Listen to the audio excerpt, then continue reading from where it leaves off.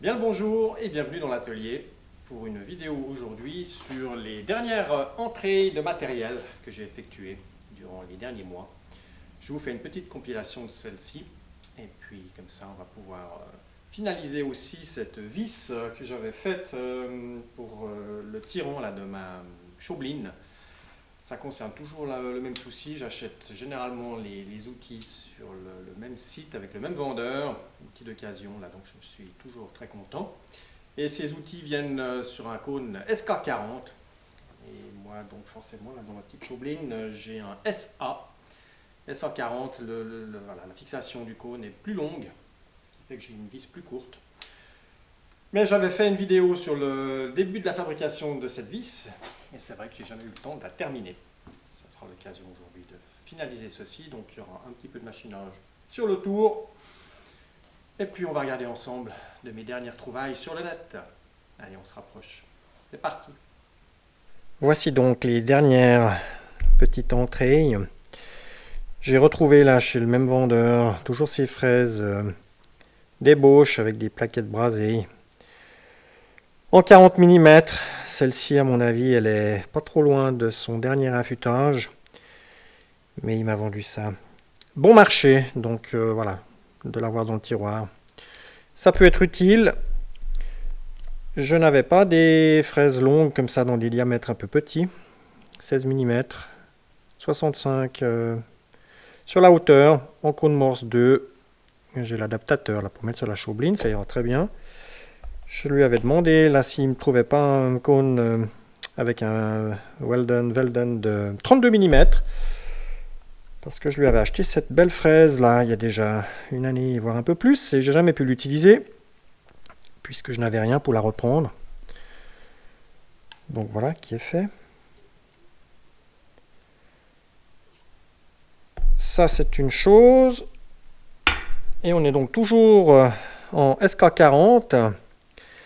Ce qui veut dire que moi, avec ma Chaubeline et mon SA40, le SA40, là, il a un petit tenon là, un petit peu plus long derrière. Ça signifie donc qu'il va falloir que je me décide à terminer cette vis que j'avais commencé à faire. J'avais fait une vidéo d'ailleurs là-dessus. Il me manque la rondelle arrière là, qui va venir à ce niveau-là.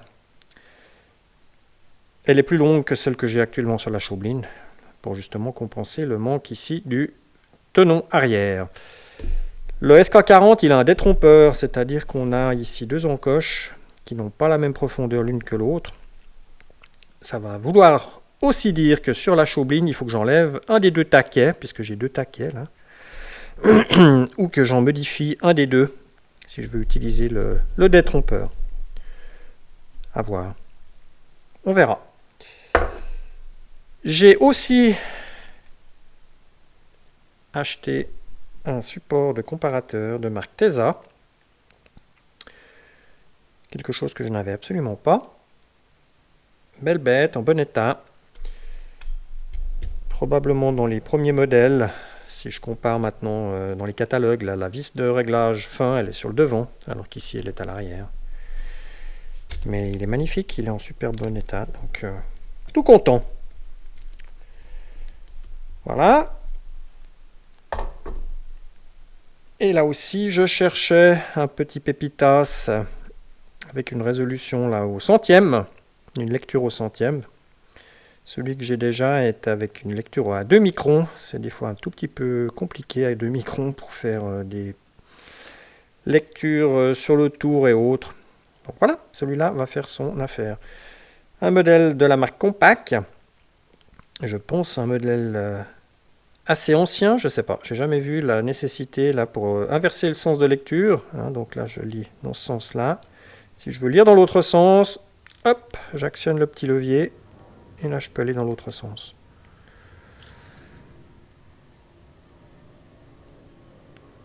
BW 1080.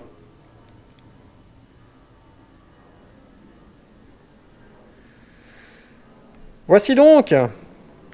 Qu'est-ce que je lui ai trouvé encore? Ouais, deux petites fraises hantées là qui sont toutes neuves. Je lui ai pris ça aussi.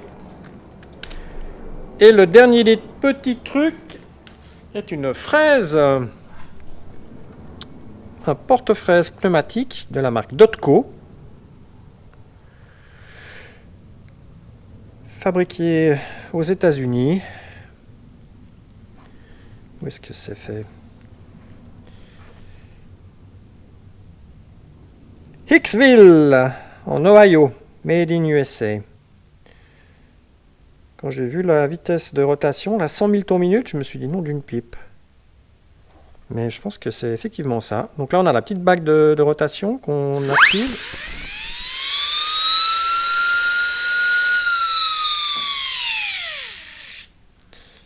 Ce truc dépote. Je l'ai déjà testé, je trouve bien pratique. La prise en main, comme un gros stylo.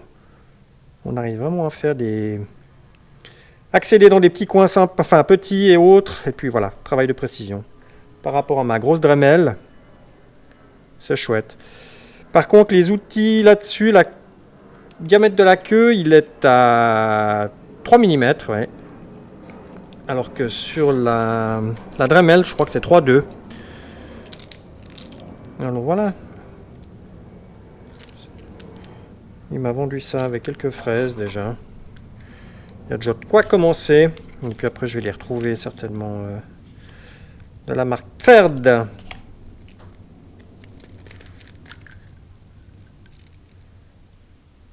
Ouais, ça, c'est celle que j'ai utilisée déjà. Allez, voilà les dernières dépenses. On va aller sur le tour pour donc finaliser cette vis. Fabrication de la bague qui va venir se reprendre ici à l'arrière. Je vais donc essayer de faire rentrer cette rondelle en force. Là derrière, j'ai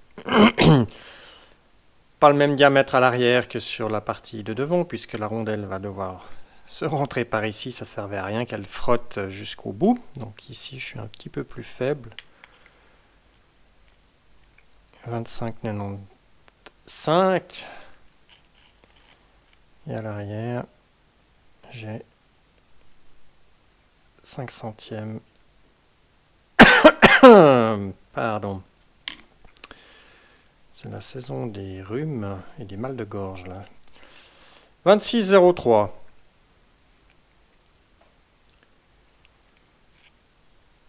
« 8 centièmes de plus. Alors...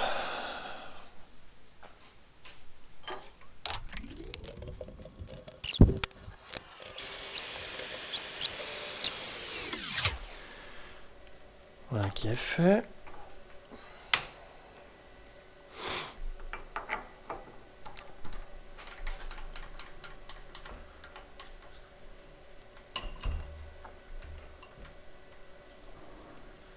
Ça passe. Alors, on va donner un petit coup.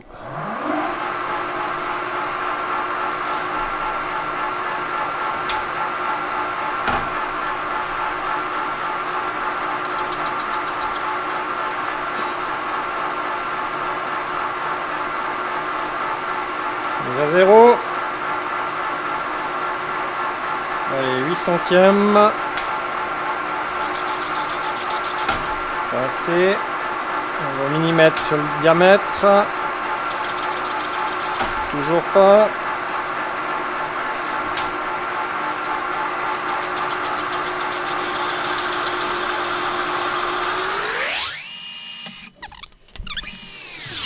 Petit chanfrein.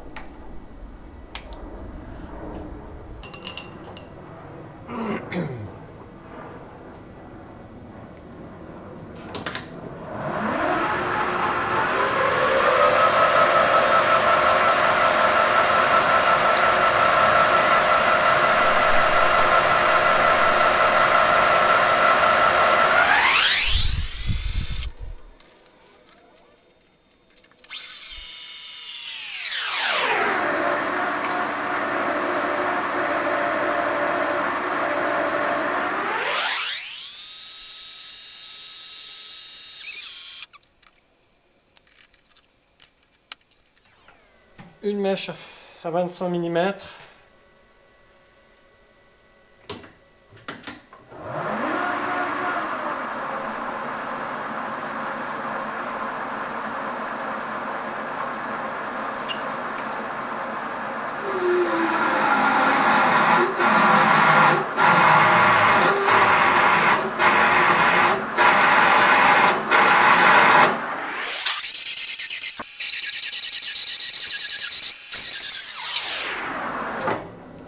là, j'arriverai à le faire caler parce que je suis sur une vitesse ici qui correspondrait normalement à 520 tours minute. Il faudrait que je descende un tout petit peu là dans la boîte pour que le couple soit plus en bas.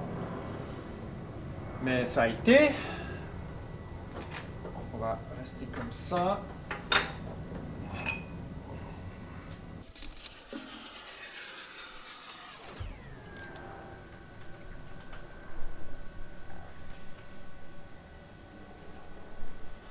Un petit peu haut.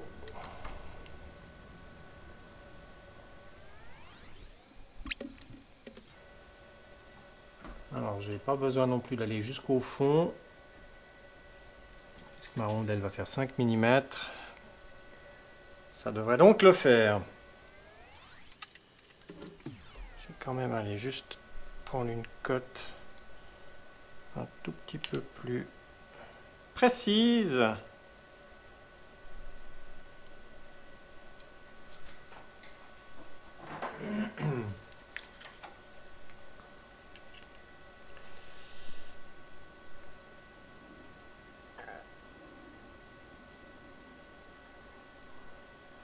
Ah, 25, 25, 14. Et j'aimerais arriver à...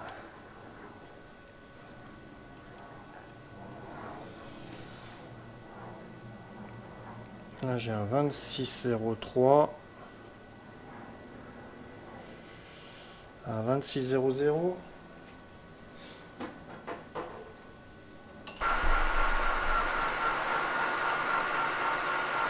Donc là j'ai mon X, je vais rentrer l'outil à l'intérieur, revenir contre moi jusqu'à ce que j'entende un petit bruit. Voilà, là je touche, je remets à 0. Donc là normalement je pourrais prendre 87 centièmes sur le diamètre complet. Là, mon vernier, lui, il m'indique toujours le diamètre total. Donc là, si je prends 5 dixièmes, ça va faire 5 dixièmes sur le diamètre complet. Pas 5 dixièmes par côté. Et je prends 5 dixièmes. 5 dixièmes sur la totalité.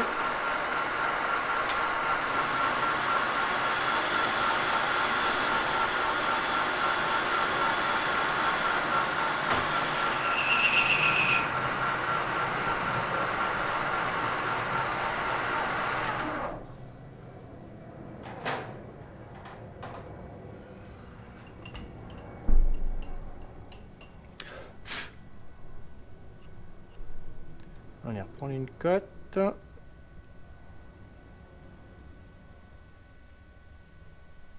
Donc là, la pige télescopique, c'est toujours le même fonctionnement, hein. On la rentre à l'intérieur, on essaie d'être bien centré sur le jeu. C'est pas bon de prendre une mesure à 0 d'un côté et de l'autre, ça le sera faussé. Donc il faut toujours être au centre. On se lâche à l'intérieur. Je monte ici un petit peu pour prendre un diamètre supérieur au diamètre complet. Une fois que je suis bloqué, je descends et je passe le centre jusqu'à ce qu'elle échappe. Et là, je suis bien centré, je devrais avoir une cote correcte.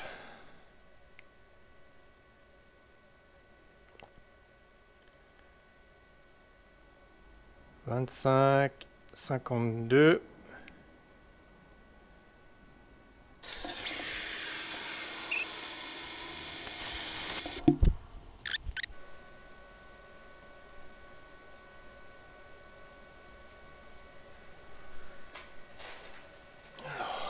Qu'est-ce qu'on a là?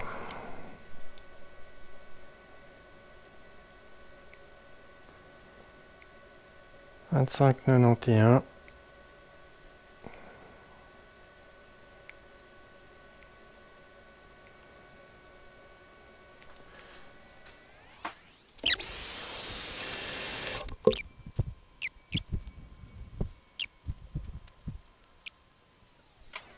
Ça va être compliqué. Il faut que j'arrive à reprendre une légère chouïa, un léger chouïa. C'est toujours les derniers légers chouïas qui sont les plus durs.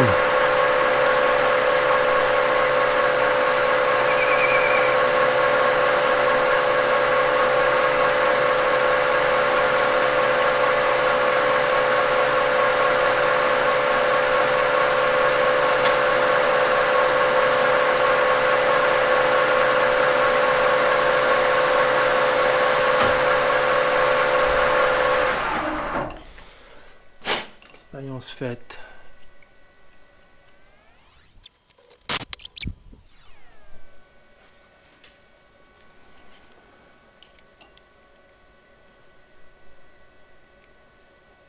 Oh, vous y croyez ça? On est pas mal là. On est pas mal. On va donc s'arrêter comme ça. Je vais juste casser l'angle au centre, ça va faciliter l'entrée pour après.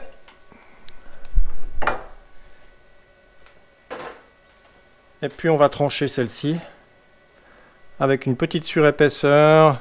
Éventuellement je la retournerai pour la faire propre de l'autre côté. On regardera ça.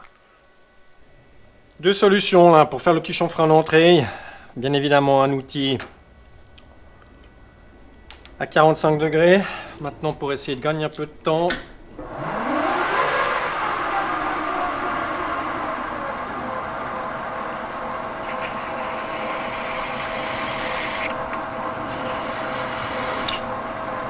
Voilà.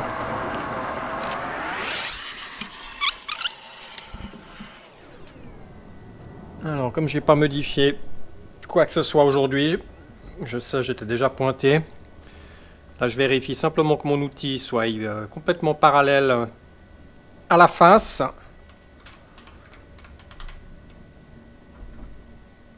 Je mets mon Z à 0. Et la distance que je désire obtenir, ça sera plus 3 mm, la largeur de l'outil. Je vais juste aller mesurer l'épaisseur de la rondelle là, sur ma vis d'origine. Ok, alors j'ai 6. 6 et 3, 9. Plus 1 parce qu'on va la reprendre de l'autre côté. On va mettre 10.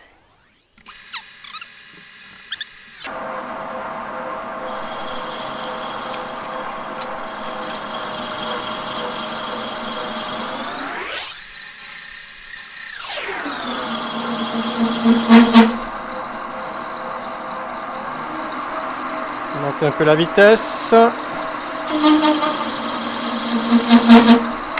Non plus.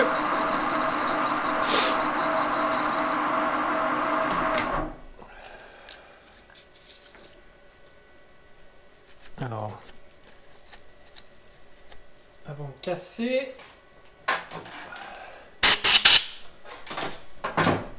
on va juste vérifier une chose que je n'ai pas faite.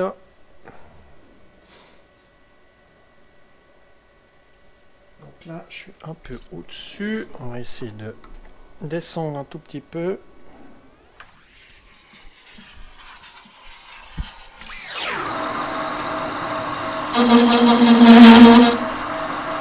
Pas bon ça. Pas bon, pas bon.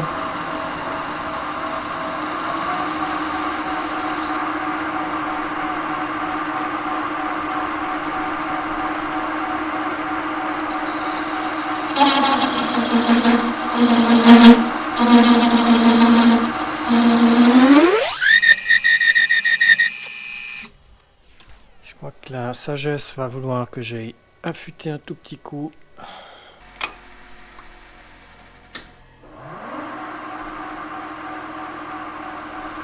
Alors, ce qui peut aussi faire la vibration, c'est peut-être que j'ai le petit chariot supérieur là qui est trop en dépassement.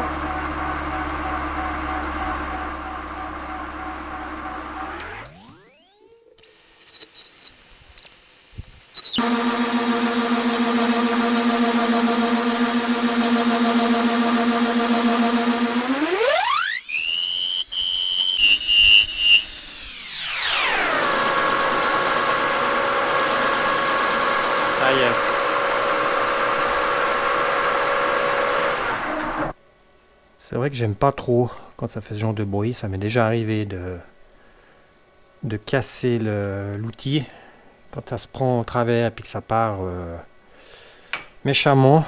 Voilà. D'où ma crainte, mais bon, on est arrivé.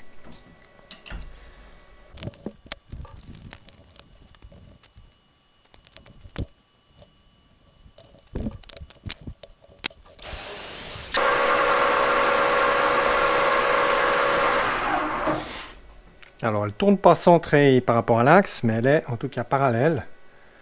Donc là, c'est juste ce qui m'intéresse pour aller lui reprendre un tout petit chouïa et nettoyer la face.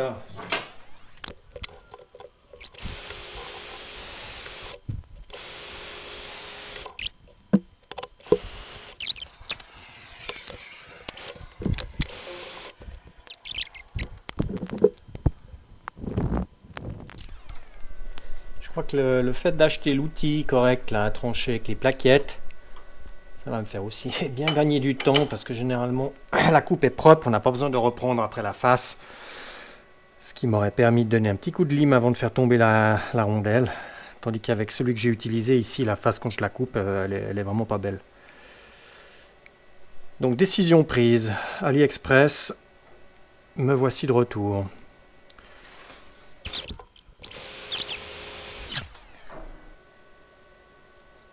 Voilà, on va regarder maintenant ce que ça donne, si j'arrive à la rentrer en force là sur ma vis. On va essayer de rentrer ça avec mes 3 centièmes de plus là sur la vis. J'ai pas de presse ici donc...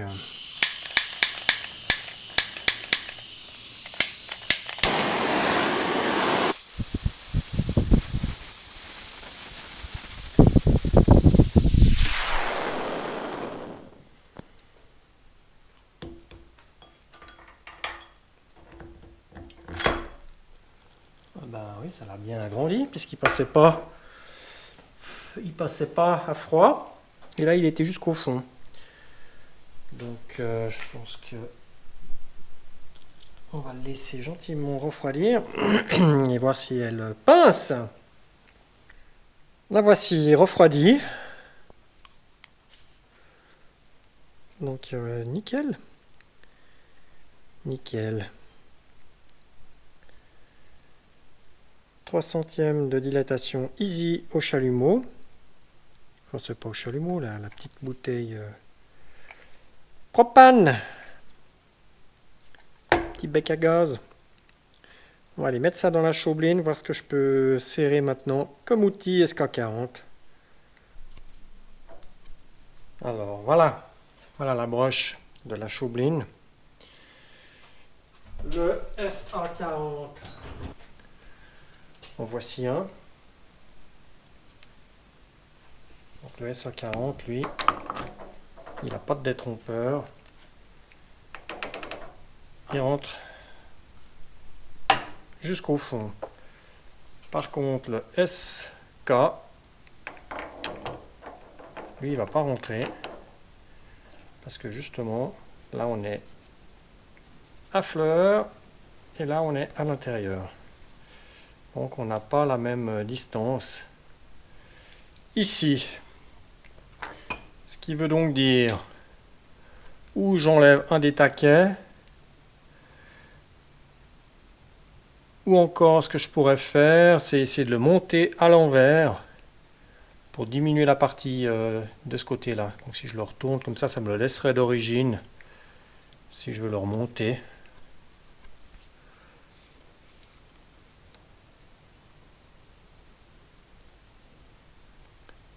« 45,92 ».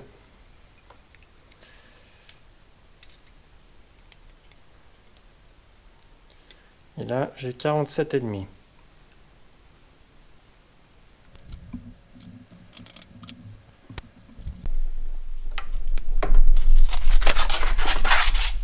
Alors, j'ai pas encore non plus complètement terminé mon histoire de ponceuse. J'ai collé ici le verre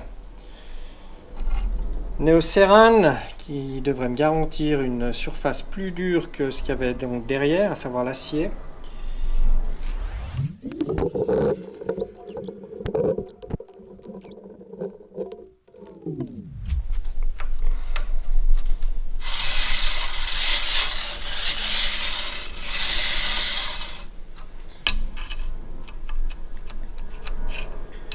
Et là, je devrais arriver à le reprendre. On va chercher un petit peu d'eau.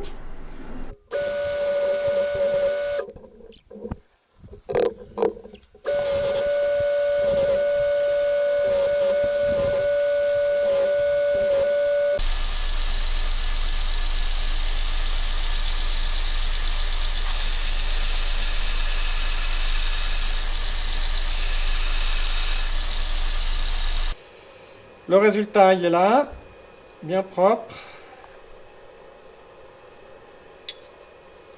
parfaitement d'équerre aussi, dans les deux sens.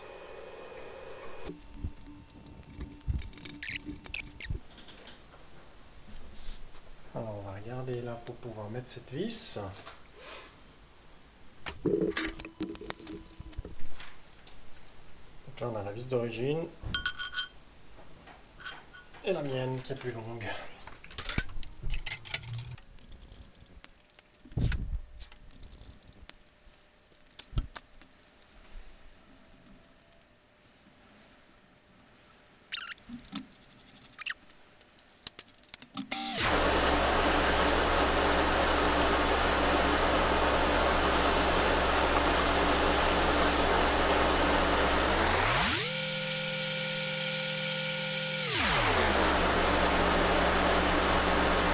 Pas très content là de mon...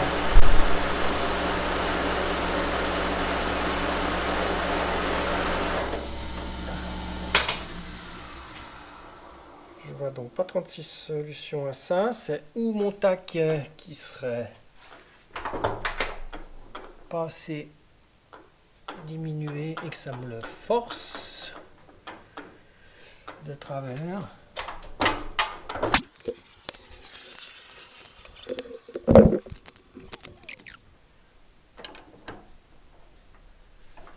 J'ai pas suffisamment ôté là sur mon taquet au ponçage et ça me le pousse.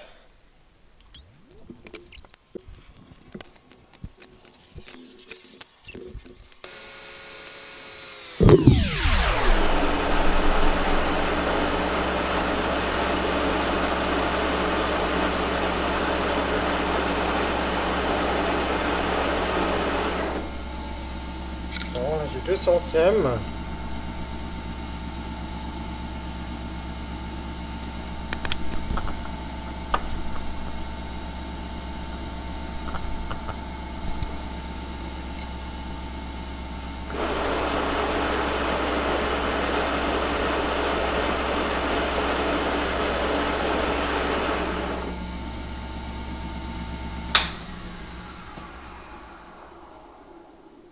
Deux centièmes de fourron.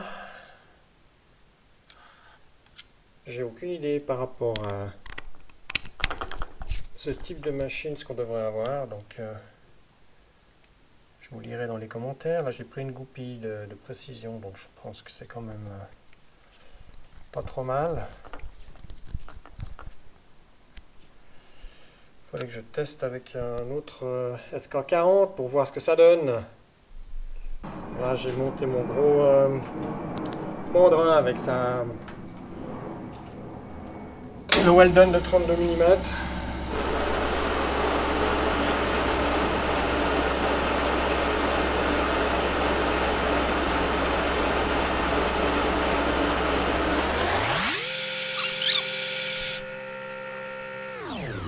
Ce que je vais faire, je vais monter un SK40.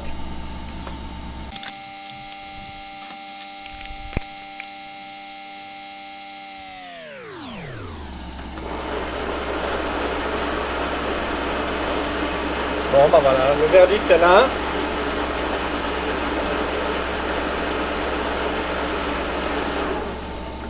SA40 ou SK40, j'ai 2 centièmes de fourron sur la broche. maintenant sur une bécane de cet âge-là. Je sais pas, à son origine, sortie des ateliers Chaublin, combien elle pouvait avoir. Je n'en sais rien. Mais en tout cas, on est constant sur les deux systèmes. Je suis en train de me dire, je crois que le meilleur moyen pour avoir réellement le faux rond sur la broche, c'est de mesurer à l'intérieur du cône et non pas d'empiler des goupilles et des mandrins et tout ce qu'on veut. Donc je me démonte vite ça et je vais faire une dernière prise de mesure à l'intérieur et là je pense que j'aurai le verdict final.